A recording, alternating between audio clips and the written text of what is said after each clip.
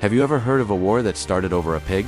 No, I'm not talking about a board game or some metaphor. I'm talking about a real, historical event that nearly pushed two of the world's biggest superpowers, the United States and Great Britain, into a full-blown war. All because of one very hungry, very unlucky pig.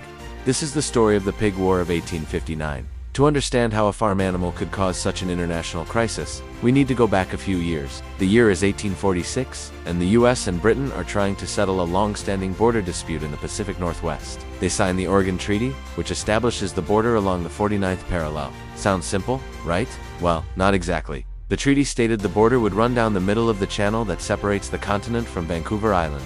The problem was, there wasn't just one channel. There were two. The Haro Strait, which was closer to Vancouver Island, and the Rosario Strait, closer to the mainland. In between these two straits lay a cluster of islands, most notably, San Juan Island. Naturally, both the Americans and the British looked at the map and said, "That island is ours."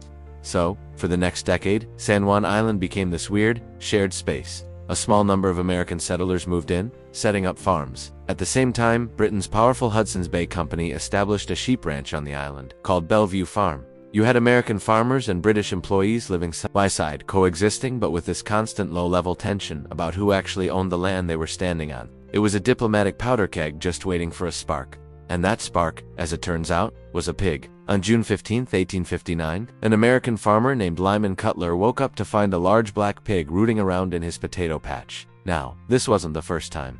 This particular pig, owned by a British employee of the Hudson's Bay Company named Charles Griffin, had a reputation for getting into Cutler's garden. Cutler had complained before, but nothing was done.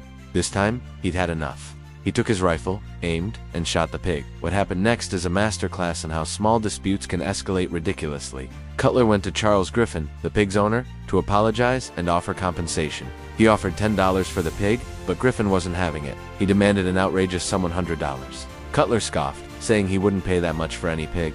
Griffin replied that the pig was a prize-winning boar. Cutler fired back that the pig was eating his potatoes. The argument got heated, and Griffin threatened to have Cutler arrested by British authorities. This is where things took a serious turn.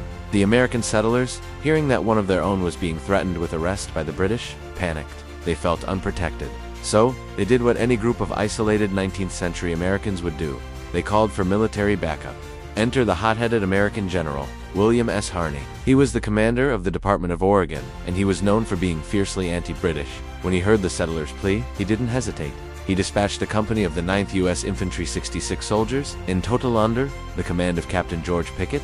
Yes, that George Pickett, who would later become famous for Pickett's charge at the Battle of Gettysburg. Pickett and his men landed on San Juan Island on July 27, 1859. They set up camp near the American settlement and raised the Stars and Stripes, declaring the island to be U.S. territory. This was a direct military challenge to British authority. The British, of course, were not going to take this lying down. The governor of British Columbia, James Douglas, was furious. He saw Pickett's landing as an invasion. He immediately dispatched 3 British warships to the area under the command of Captain Geoffrey Hornby. Suddenly, a tiny island in the Pacific was host to a tense standoff between the American infantry and the might of the Royal Navy. On the ground, Captain Pickett was feeling bold. He declared, "We'll make a bunker hill of it," and his men began digging in, building fortifications. The British ships, with their massive cannons, could have easily wiped out Pickett's small force. Captain Hornby was ordered by Governor Douglas to land his Marines and drive the Americans off the island. This was the moment of truth. A single shot could have triggered a war, but Captain Hornby was a level-headed officer. He looked at the situation and recognized the sheer absurdity of it. He reportedly said he would not involve 2 great nations in a war over a squabble about a pig. He refused the order to attack, a decision that likely saved thousands of lives. News of the escalating crisis finally reached Washington, D.C. and London, and to be honest, leaders on both sides were horrified. A war with Britain? A war with America? Over a pig? Nobody wanted that. President James Buchanan immediately sent a high-ranking general, Winfield Scott, to negotiate and de-escalate the situation. General Scott was the perfect man for the job. He was a respected military hero, but also a skilled diplomat. He met with Governor Douglas, and the 2 men quickly worked out a compromise. They agreed that until the border dispute could be formally settled, San Juan Island would be under joint military occupation. A small force of no more than 100 men from each side would be stationed on the island. And so, the Great Pig War standoff ended. The Americans established American camp on one side of the island, and the British established English camp on the other. And for the next 12 years, these two camps coexisted peacefully. The soldiers visited each other's camps, celebrated holidays together, and even held sporting competitions. It became one of the most amicable military occupations in history. They were more like friendly neighbors than hostile occupiers.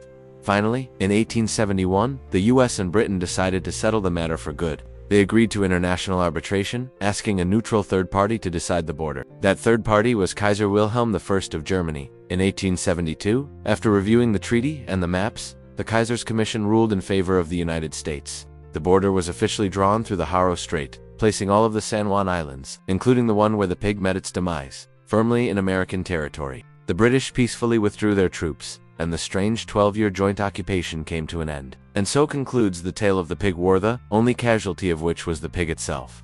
It's a hilarious, almost unbelievable story, but it's also a powerful reminder of how easily conflicts can spiral out of control, and how crucial clear communication and level-headed leadership are in preventing disaster. A single farmer, a hungry pig, and two empires on the brink of war. It just goes to show you that sometimes, history is stranger and funnier than fiction. Thank you so much for watching.